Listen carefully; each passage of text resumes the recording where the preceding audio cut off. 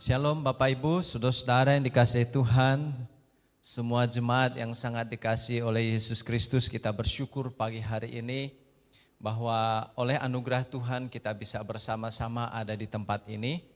Dan pagi ini saya akan mengajak saudara membaca satu bagian firman Tuhan.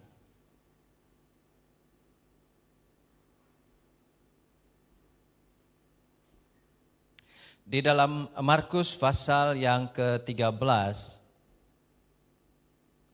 Markus pasal 13, Bapak Ibu boleh mengikuti pembacaan ini, buka Alkitabnya di dalam Markus pasal 13 ayat 24 sampai ayat yang ke-32. Demikian firman Tuhan. Tetapi pada masa itu sesudah siksaan itu, matahari akan menjadi gelap dan bulan tidak bercahaya, dan bintang-bintang akan berjatuhan dari langit dan kuasa-kuasa langit akan guncang. Pada waktu itu orang akan melihat Anak Manusia datang dalam awan-awan dengan segala kekuasaan dan kemuliaannya. Dan pada waktu itu pun ia akan menyuruh keluar malaikat-malaikatnya dan akan mengumpulkan orang-orang pilihannya dari keempat penjuru bumi, dari ujung bumi sampai ke ujung langit. Tariklah pelajaran dari perumpamaan tentang pohon ara. Apabila ranting-rantingnya melembut dan mulai bertunas, kamu tahu bahwa musim panas sudah dekat. Demikian juga jika kamu lihat hal-hal itu terjadi, ketahuilah bahwa waktunya sudah dekat, sudah di ambang pintu. Aku berkata kepadamu, sesungguhnya angkatan ini tidak akan berlalu sebelum semuanya itu terjadi. Langit dan bumi akan berlalu, tetapi perkataanku tidak akan berlalu. Amin. Puji Tuhan. Bapak Ibu, saudara-saudara yang dikasihi Tuhan, pagi ini saya akan bicara tentang kedatangan Yesus kembali. Kedatangan Yesus kembali.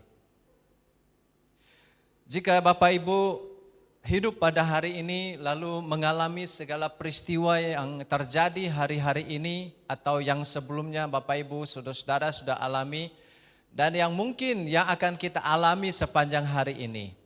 Baik itu yang dirasakan indah, menyenangkan, baik adanya atau sesuatu yang mungkin kita rasa kurang baik, tidak mengenakan di bagian hidup saudara ataupun ada hal-hal yang saudara rasa penuh dengan ketidakpastian.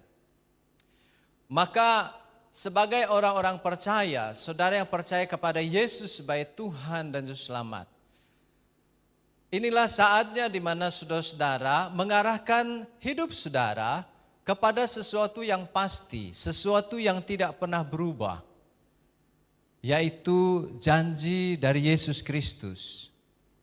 Janjinya ialah bahwa dia akan datang kembali. Kedatangan Yesus kembali. Ini menjadi dasar pengharapan saudara dan saya. Dan ini janji Tuhan yang tidak akan pernah berubah. Segala sesuatu boleh berubah dalam hidup saudara dan saya. Segala sesuatu boleh terjadi dalam berbagai macam dimensi di hidup ini.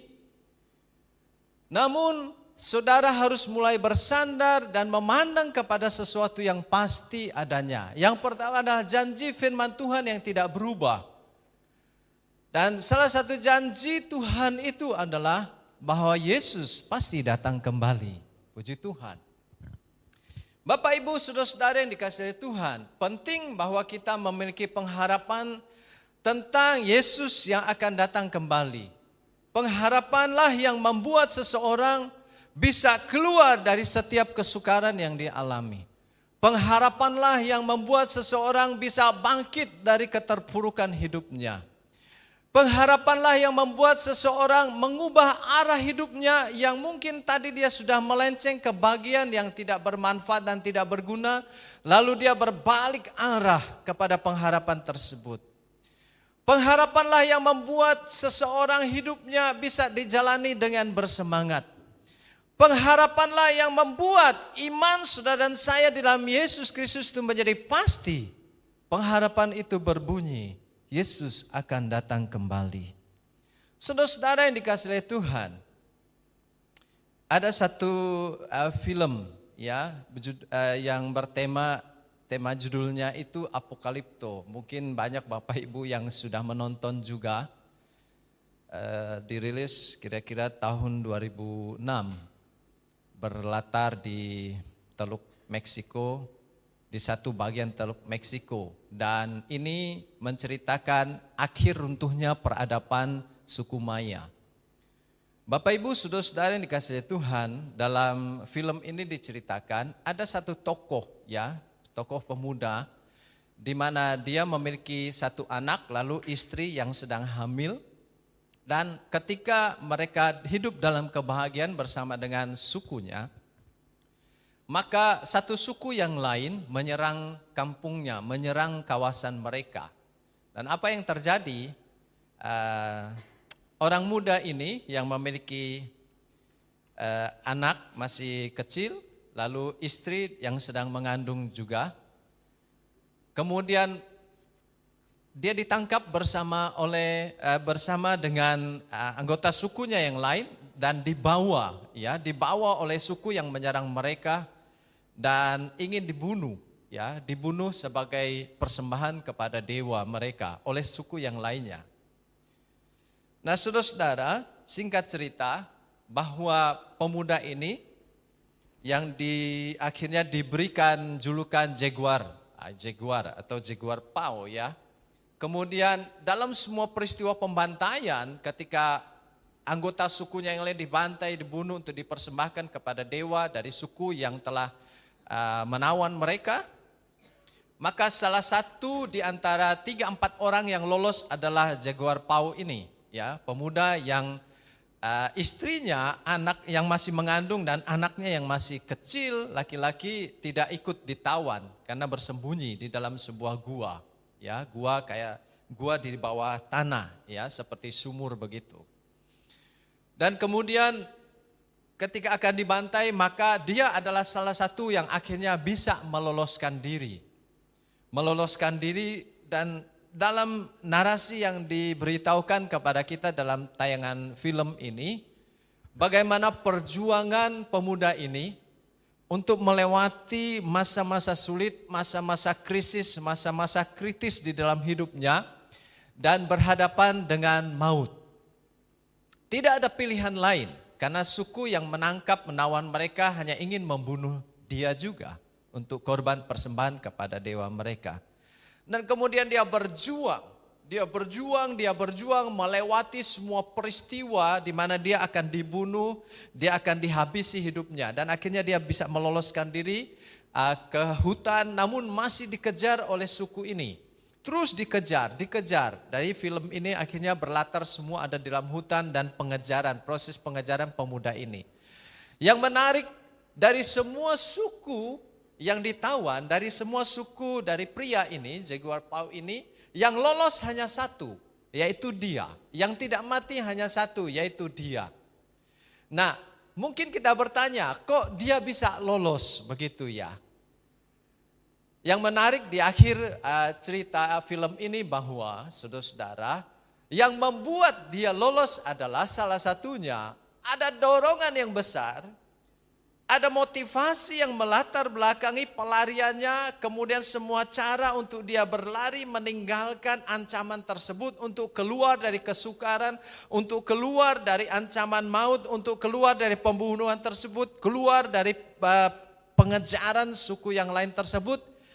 Rupa-rupanya yang memotivasinya, yang mendorong dia melakukan itu hanya satu, bahwa dia berjanji, dia pasti kembali untuk anaknya yang masih kecil dan untuk istrinya yang masih mengandung. Kemudian dia meloloskan diri dan singkat cerita benar-benar saudara-saudara satu-satunya yang berhasil hidup adalah dia. Dan di ending cerita ini adalah happy ending. Bahwa dia berjumpa dengan anaknya dan istrinya rupanya sudah melahirkan satu bayi, anak mereka yang kedua. Nah, rupa-rupanya saudara-saudara, apa yang bisa kita tangkap dari pesan moral dari gambaran film ini bahwa pengharapanlah, bahwa ada satu harapan di dalam diri seseorang, ada sesuatu yang memotivasi dirinya, yang begitu kuat di dalam dirinya akan sebuah tujuan, akan satu kepastian, akan sebuah keyakinan bahwa dia akan berjumpa dengan anak, dengan istrinya lagi, dan anak yang kedua yang baru dilahirkan. Itu yang membuat dia akhirnya selamat. Saudara-saudara yang dikasihi oleh Tuhan, jika kita menghadapi saudara semua, kita semua menghadapi dirasa hari-hari ini keadaan mungkin kayaknya ada ketidakpastian, penuh dengan keraguan-raguan dan sebagainya. Tidak ada jaminan apapun yang bisa kita lihat di depan atas berbagai macam keadaan yang sedang kita alami dan lihat. Namun saya pikir pagi hari ini apa yang terbaik adalah saudara mulai mengarahkan hidup saudara, mulai membawa diri saudara, mengarahkan seluruh iman saudara, memandang dengan mata rohani saudara kepada sesuatu yang pasti. Dan yang pasti itu adalah pada janji Yesus Kristus dia akan datang kembali. Nah, ini menjadi pengharapan yang harusnya membangkitkan hidup saudara, membangkitkan semangat, membangkitkan gairah saudara, membangkitkan motivasi saudara untuk mengatakan, aku tetap harus bangkit, aku kuat, aku mampu, aku bisa melewati semua peristiwa hidupku. Karena aku punya pengharapan kepada Yesus Kristus, dia akan datang kembali. Saya sudah mengutip pernyataan Martin Luther, kutipan singkatnya adalah dia mengatakan begini, beliau mengatakan begini. Jangan jadikan bumi dunia ini menjadi destinasi hidupmu. Karena dunia ini, bumi ini bukanlah tempat akhirmu. Saudara-saudara yang dikasihi oleh Tuhan, apa yang harus menjadi destinasi saudara saya, yaitu hidup di dalam pengharapan tersebut dan mengalami pengharapan iman kita tersebut, yaitu Yesus pasti datang kembali. Jangan habiskan porsi pikiran, waktu, emosi, tenaga kita hanya di bumi ini saja, di dunia ini saja. Di dunia ini kita latihan untuk mempersiapkan sesuatu yang kekal yang telah Yesus janjikan dan sediakan bagi saudara dan saya. Saudara-saudara yang dikasihi oleh Tuhan, apa yang Alkitab katakan tentang, apa yang Alkitab jelaskan, gambarkan tentang kedatangan Yesus kembali. Yang dimaksud dengan kedatangan Yesus kembali adalah kedatangan Kristus atau sebuah peristiwa kembalinya Yesus Kristus ke bumi. Dan di Alkitab mengatakan di atas awan untuk menjemput atau mengangkat mempelainya ke surga. Siapa mempelainya itu? Yaitu saudara dan saya, jemaatnya. Saudara-saudara, gambaran ini diberikan dengan bagus sekali dalam Matius pasal 25 tentang 5 gadis yang bijaksana dan 5 gadis yang bodoh. Jadi bicara tentang mempelai, wanita yang menantikan mempelai prianya. Jadi kedatangan Yesus kembali, satu buah peristiwa di mana Yesus Kristus turun datang ke bumi di atas awan untuk menjemput atau mengangkat mempelainya. Saudara-saudara, Alkitab juga memberikan gambaran tentang kedatangan Kristus kembali atau kedatangan Yesus kembali sebagai kebangkitan tubuh. Di mana dasarnya adalah kebangkitan Kristus, kebangkitan orang-orang yang mati dalam Kristus, dan peristiwa diubahnya tubuh alamiah orang-orang percaya yang masih hidup ke tubuh surgawi dalam sekejap pada kedatangannya tersebut. Saudara-saudara yang dikasihi Tuhan, begitu kaya Alkitab menggambarkan, memberikan penjelasan kepada saudara dan saya tentang kepastian pengharapan kita, yaitu kedatangan Yesus kembali. Ini kami katakan kepadamu dengan firman Tuhan, kita yang hidup yang masih tinggal sampai kedatangan Tuhan. Baik kata parousia, ya parousia, kedatangan Tuhan. Sekali-kali tidak akan mendahului mereka yang telah meninggal. Sebab pada waktu tanda diberi, yaitu pada waktu penghulu malaikat berseru dan sangkakala Allah berbunyi, maka Tuhan sendiri akan turun dari sorga dan mereka yang mati dalam Kristus akan lebih dahulu bangkit. Sesudah itu, kita yang hidup yang masih tinggal akan diangkat bersama-sama dengan mereka dalam awan menyongsong Tuhan di angkasa. Demikianlah kita akan hidup ya, kita akan selama-lamanya bersama dengan Tuhan. Amin. Haleluya. Ini adalah peristiwa datangnya zaman baru atau kehidupan baru, saudara-saudara. Saudara-saudara yang dikasihi Tuhan, begitu kaya gambaran yang diberikan kepada kita tentang kedatangan Yesus kembali. Dan itu adalah pengharapan saudara dan saya. Saudara-saudara yang dikasihi Tuhan, mestinya setiap hari kita membawa kepastian ini ada di dalam diri saudara dan saya. Ya, tentang pengharapan bahwa Yesus akan datang kembali. Kapan datangnya? Puji Tuhan. Kapan Yesus akan datang kembali? Alkitab tidak menyebut apa-apa. Hanya memberikan pertanda yang akan mengawalinya. Pertanda yang akan menunjukkan itu terjadi. Ada banyak dicatat oleh kitab Injil seperti perang antara bangsa-bangsa, kemudian kemurtatan, ada kedurhakaan, gempa bumi, kelaparan, penganiayaan dan sebagainya. Pemberitaan Injil ke segala tempat dan sebagainya. Saudara-saudara, kebencian kepada pengikut Kristus akan semakin meningkat. Anomali apa yang terjadi di angkasa. Mungkin saudara-saudara ada banyak yang disaksikan oleh Alkitab buat kita. Tapi kapan itu persisnya terjadi? Alkitab hanya menyebut segera akan terjadi. Yesus segera akan datang. Kalimat itu hanya pendek, segera akan datang. Nah, saudara-saudara yang dikasihi oleh Tuhan, pagi ini saya sudah menjelaskan kepada saudara tentang pengharapan saudara dan saya. Yaitu pengharapan akan datangnya Yesus kembali untuk menjemput, untuk mengangkat saudara yang percaya tinggal akhirnya bersama-sama dengan Tuhan di surga. Satu kehidupan yang baru, sebuah zaman yang baru. Haleluya. Saudara-saudara, pastikan saudara pagi hari ini ketika engkau mendengar firman Tuhan, mulai arahkan hati pikiranmu, arahkan segenap hidupmu untuk sesuatu yang pasti. Kalau ada banyak hal yang sudah tidak pasti, maka hari ini adalah saatnya saudara juga meyakinkan diri saudara untuk sesuatu yang pasti, yaitu janji firman Tuhan yang tidak akan pernah berubah. Bahwa Yesus pasti akan datang kembali untuk menjemput saudara yang percaya dan setia mempelai wanita Kristus. Nah, bagaimana sikap yang seharusnya ada pada saudara dan saya? Sikap yang seperti apa sih sebenarnya yang perlu untuk kita hidup dalam pengharapan ini? Pengharapan akan kepastian Yesus akan datang kembali. Alkitab berkata, engkau harus siap sedia. Ya, siap sedia. Dan itu sudah digambarkan dalam perumpamaan di Matius pasal 25. Tentang 5 gadis bijaksana, 5 gadis bodoh. Itu bicara tentang kesiapsediaan. Saudara-saudara yang dikasihi oleh Tuhan.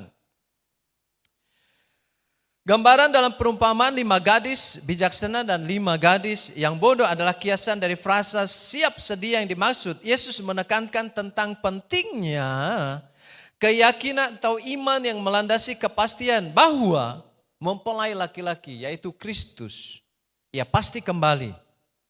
Walaupun ia tidak memberikan waktu spesifik kepada mempelai wanitanya. Yang pasti adalah harus siap sedia. Saudara dan saya, Alkitab mengatakan, apa yang penting adalah saudara menaruh kepastian di dalam diri saudara. Di tengah-tengah ada banyak hal yang saudara rasa mungkin tidak pasti hari-hari ini. Yakinkan diri saudara dengan sebuah kepastian bahwa Yesus datang segera dan dia tidak beritahu kapan waktunya. Yang dia beritahu adalah dia pesan kepada saudara dan saya, engkau semuanya harus siap sedia. Jadi siap sedia bicara tentang saudara memastikan diri saudara. Memastikan diri saudara berada pada keyakinan iman saudara pada sesuatu yang pasti seperti yang dijanjikan oleh firman Tuhan. Kemudian setelah perumpamaan itu berlanjut dengan perikop berbicara tentang perumpamaan tentang talenta, saudara-saudara. Ya. Penekanan yang diberikan pada perumpamaan tentang talenta adalah pada tanggung jawab. Jadi siap sedia, kesiapsediaan saudara itu berbicara tentang saudara, saya, kita semua bertanggung jawab dengan semua yang telah Tuhan berikan, yang telah Tuhan percayakan atas hidupmu. Semua hal. Saudara bisa menyebutkan apa saja yang ada yang menjadi bagian di dalam hidupmu. Maka engkau pada akhirnya harus selalu siap sedia atau mempertanggungjawabkan semua yang telah Tuhan percayakan kepada saudara. Maka kata yang dipakai adalah penata layan. Tuhan rindu kepada saudara dan saya mempersiapkan diri dalam kata ini, siap sedia dengan cara bertanggung jawab atas semua yang Tuhan percayakan atas hidup saudara. Saudara-saudara yang dikasihi oleh Tuhan, mari kita sebut satu persatu apa-apa saja yang telah Tuhan percayakan atas hidupmu. Oke lah, kita sebut pagi ini mungkin bakatmu, talentamu, karunia yang Tuhan kasih buat saudara, pendidikan yang sedang kau jalani, atau mungkin gelar, atau mungkin pekerjaan, keuangan, ekonomi yang baik, keluarga, anak, pasangan saudara, suami atau istri, mungkin bawahan saudara, atau karyawan di tempat pekerjaan saudara. Apalagi yang bisa saudara sebutkan? Semua aset yang ada padamu, yang bisa engkau catat ataupun tidak, yang tersimpan di mana saja, semua yang Tuhan percayakan pagi hari ini. Pelayanan saudara, pekerjaan yang saudara sedang kelola. Nah, saudara, ada banyak hal yang menjadi bagian di dalam hidup saudara, dan itu semua adalah kepercayaan Tuhan atas hidup saudara. Dan Alkitab mengatakan sikap yang baik, sikap yang seharusnya kita bawa dalam pengharapan kita akan kedatangan Yesus kembali, yaitu engkau siap sedia dengan cara mempertanggungjawabkan, bertanggung jawab dengan maksimal buat segala hal yang telah Tuhan percayakan kepada saudara. Karena pada akhirnya di dalam akhir dari puncak dari cerita tentang talenta, kalau tidak bertanggung jawab, maka Tuhan akan ambil semua dari hidup saudara. Jadi Tuhan hanya mencari orang-orang yang mau bertanggung jawab untuk apa yang Dia percayakan. Dia bisa memberikan kepada semua orang, kepada saudara yang percaya kepada Dia ada banyak hal. Tapi Dia akan datang memeriksa itu, dan Dia akan melihat siapa yang telah bertanggung jawab dan telah mempertanggungjawabkan kepercayaan tersebut, dan kemudian Dia akan menambahkan kepercayaan tersebut, dan Dia juga akan mengambil dari orang-orang yang tidak bertanggung jawab untuk apa yang telah Dia percayakan. Nah, saudara-saudara yang dikasihi oleh Tuhan, saya pikir hari-hari ini adalah hari-hari yang sangat serius, bahwa pada akhirnya engkau tetap bertanggung jawab karena engkau memiliki pengharapan. Pengharapan yang pasti bahwa Yesus akan datang kembali. Sikap yang seperti apa yang seharusnya ada pada saudara dan saya, pada kita semua untuk menanti kedatangan Tuhan. Menanti kedatangan Kristus kembali. Alkitab menyebutnya dengan berjaga-jaga. Saudara-saudara, berjaga-jaga. Di dalam Injil Lukas pasal 21 ayat 34 firman Tuhan berkata demikian, jagalah dirimu supaya hatimu jangan syarat oleh pesta pora dan kemabukan serta kepentingan-kepentingan duniawi, dan supaya hari Tuhan jangan dengan tiba-tiba jatuh ke atas dirimu seperti suatu jerat. Itu sikap berjaga-jaga, saudara-saudara. Saudara-saudara yang dikasihi Tuhan, ini bicara tentang berjaga-jaga, bicara tentang mengarahkan pikiran, mindset saudara, mengarahkan akal budi saudara untuk hanya memilih melakukan hal-hal yang baik, hal-hal yang benar, hal-hal yang berkenan di hadapan Tuhan. Mengapa? Karena alasannya sangat jelas, kita hidup di hari-hari terakhir. Dan hidup di hari-hari terakhir, namun juga sudah hidup dengan pengharapan bahwa Yesus akan datang kembali pada waktu yang tidak akan pernah saudara duga sama sekali. Oleh karena itu yang penting adalah dalam berjaga-jaga, Alkitab mengatakan, arahkan pikiranmu, arahkan akal budimu, mindset, cara berpikirmu. Lakukan saja apa yang benar. Lakukan saja apa yang baik, berguna, apa yang suci, yang mulia, yang berkenan di hadapan Tuhan. Sekiranya saudara dapati bahwa ada hal-hal yang kau jalani dalam hidupmu. Kau rasa hari-hari ini, wah ini tidak benar. Wah ini tidak berkenan di hadapan Tuhan. Wah ini mendatangkan hal tidak baik atas hidupku. Wah ini akan mencemarkan hidupku. Segera tinggalkan itu. Itu pilihan yang terbaik. Karena sikap berjaga-jaga dalam menanti kedatangan Kristus kembali adalah mengarahkan pikiran. Ya mengarahkan mindset, arah pikiranmu, mengarahkan akal budimu, melakukan memilih apa yang benar, yang berkenan di hadapan Allah. Karena sekali peristiwa Yesus datang pada waktu yang sudah tidak duga. Apa yang sedang saudara lakukan pada saat itu? Saudara yang dikasihi oleh Tuhan. Di dalam Tesalonika juga berbicara tentang hidup ya yang kudus, sama berbicara yang 1 Tesalonika pasal 4 ayat 1 sampai 12. Kemudian di ayat 13 mulai berbicara tentang kedatangan Tuhan parousia, ya, kedatangan Yesus Kristus yang kedua, kedatangan Yesus kembali. Maka di perikop sebelumnya di ayat 1 sampai 12 di pasal 4 1 Tesalonika bicara tentang cara hidup, sikap hidup. Dan itu yang disebut dengan berjaga-jaga, ya. Yang dijelaskan oleh kitab Tesalonika adalah hidup kudus. Lalu kemudian di dalam 1 Korintus pasal 15 ayat 33 berbicara tentang memilih pergaulan, sahabat, teman yang benar supaya kehidupan saudara, saya, kita semua tidak terjerumus ke dalam berbagai-bagai dosa dan pencobaan. 1 Korintus bicara pasal 15 ayat 33 tentang pilihan saudara. Ya, jadi apa yang saudara dan saya pilih rupa-rupanya bisa saja menjerumuskan. Bisa saja mengalihkan hidup yang baik, yang benar, yang berguna, yang mulia, yang suci kepada hal yang sebaliknya.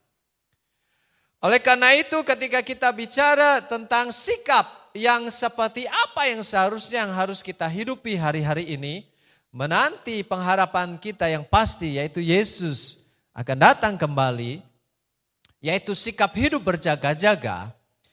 Hidup berjaga-jaga rupa-rupanya berbicara tentang pilihan untuk hidup kudus, saudara-saudara.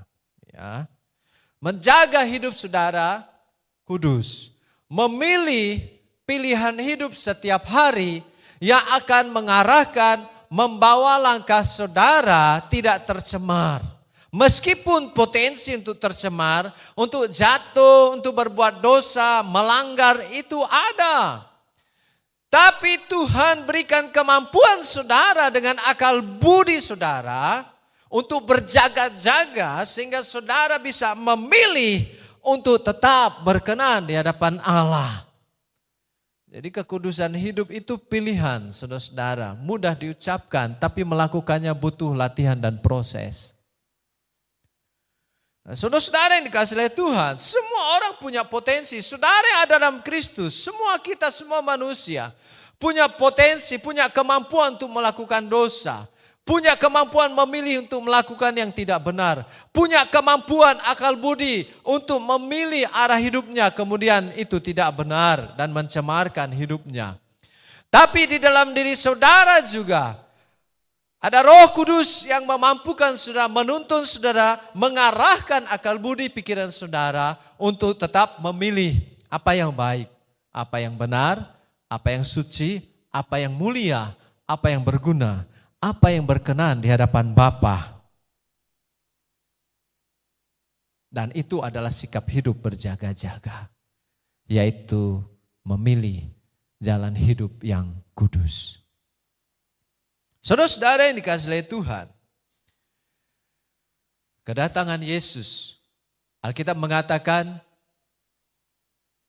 beliau tidak memberitahu kapan waktu pastinya, tapi segera datang. Dan kemudian digambarkan seperti pencuri yang datang tiba-tiba.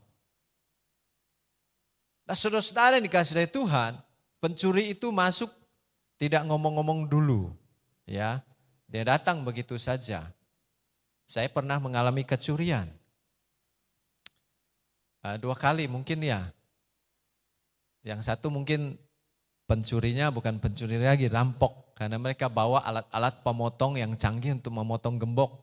Dan bisa membongkar rolling door yang begitu besar dan kokoh dalam sekejap. Dan mereka membawa senjata juga. Dan tidak memberitahu, saudara-saudara, pagi-pagi kita sudah lihat semua barang berantakan, toko berantakan dan kosong. Tidak ada apa-apanya lagi, semua barang-barang diangkut. Seandainya perampok-perampok itu tadi beritahu saya, Pak Aleng, saya mau rampok rumahnya ya. Kapan? Besok. Jam berapa? Ya jam 3 subuh. Pas apa? Pas Pak Aleng tidur. Oke, siap. Siap bro, besok saya tunggu. Saya bisa lapor polisi kan? Nah saudara-saudara, masalahnya dia tidak ngomong, tidak memberitahu. Nah kita bersyukur bahwa Yesus juga tidak memberitahu kapan dia datang, tapi akan datang segera. Namun kita berterima kasih bahwa firman Tuhan menunjukkan tanda-tandanya. Peristiwa-peristiwa apa saja yang akan mendahuluinya, dan kita sudah menyaksikannya. Oleh karena itu pagi hari ini saudara-saudara dimanapun sudah berada, sudah mendengarkan khotbah ini, sudah ada dalam ibadah bersama-sama pagi ini, betapa penting untuk memilih sikap hidup yang selalu siap sedia, sudah berjaga-jaga setiap saat. Ya, itu kepastian.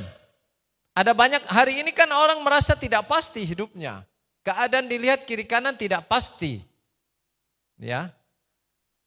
Dilihat sebelah utara tidak ada kepastian, sebelah selatan tidak ada kepastian, sebelah timur enggak ada kepastian, noleh ke barat juga tidak ada kepastian. Semua orang seperti sedang mengungkapkan itu. Entahlah bahasa tulis, mimik wajah, atau lewat kata-kata, atau lewat omongan langsung. Kayaknya tidak ada yang pasti. Nah kita bersyukur, sudah harus bersyukur pagi hari ini. Bahwa saudara memiliki kehidupan yang pasti, punya kepastian menjalani setiap hari hidup saudara. Kepastian itu adalah bahwa dunia ini tempat latihan saudara. Dan kepastiannya adalah bahwa Yesus akan datang kembali untuk menjemput saudara. Kepada satu kehidupan, Alkitab mengatakan yang lebih baik melampaui segalanya. Haleluya. Yaitu diam bersama Bapa di surga untuk selama-lamanya. Haleluya. Nanti sore saya akan melanjutkan khotbah saya. Masih ada satu poin terakhir. Saudara kalau ingin mengikuti ibadah ini kembali, saudara akan mendengar sikap yang ketiga yang perlu untuk saudara dan saya sebagai orang-orang percaya dalam menanti kedatangan Yesus kembali. Nah, saudara-saudara yang dikasihi Tuhan, kalau saudara ingin mendengarkan yang lanjutan khotbah ini, mari bergabung nanti sore jam 5 di channel yang sama. Kita bersama-sama dikuatkan oleh firman Tuhan hari-hari. Puji Tuhan, Tuhan memberkati saudara. Mari kita akan berdoa.